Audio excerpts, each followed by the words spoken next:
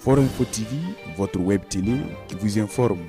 Dans le cadre de la campagne de chimioprévention couplée au dépistage de la malnutrition aiguë, le district sanitaire de Koudougou a organisé un plaidoyer auprès des leaders coutumiers, religieux et administratifs, les membres associatifs et les médias. Cette journée de plaidoyer auprès des leaders s'est tenue ce 18 juillet 2023 à l'NSP de Koudougou. Cette rencontre a pour objectif de contribuer à l'adhésion et à l'acceptabilité de la population dans la campagne de chimioprévention du paludisme saisonnier, en abrégé CPS, couplé au dépistage de la malnutrition dans le district sanitaire de Koudougou. Le premier responsable de la commune est revenu sur l'objectif de cette rencontre et n'a pas manqué d'inviter les populations à l'acceptabilité de cette campagne. Le message qui a été partagé donc au cours de cette rencontre, c'est essentiellement des informations sur le déroulement de la campagne. Nous appelons vraiment la population à adhérer parce que l'importance de cette campagne est avérée. Les participants à cette rencontre ont marqué leur disponibilité à accompagner cette campagne. À l'issue en tout cas de cette rencontre,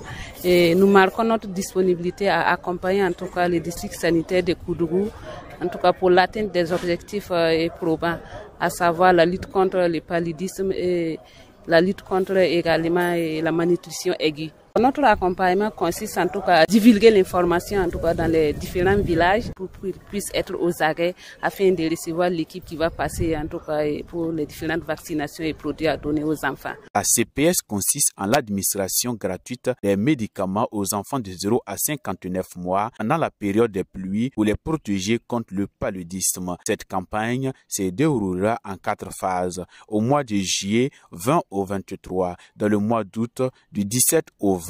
Ensuite, dans le mois de septembre, du 14 au 15 et enfin du 12 au 15 octobre 2023. Selon le premier responsable du district sanitaire de Koudougou, le paludisme reste et demeure le premier motif de consultation dans notre pays. Au niveau du ministère, on a vraiment essayé de s'adapter aux différentes difficultés.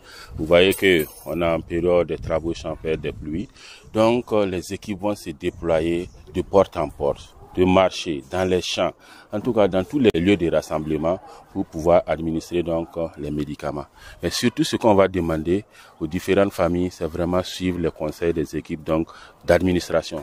Parce qu'ils devront administrer la première dose, certes, mais il faut que les parents aussi se souviennent de donner les doses du lendemain, du surlendemain, pour bien protéger donc les enfants. En rappel, ces médicaments sont uniquement destinés à la prévention et non au traitement du paludisme. Et si l'enfant vomit tous les médicaments, dans les 30 minutes suivantes, la prise, contactez les décès pour une nouvelle dose.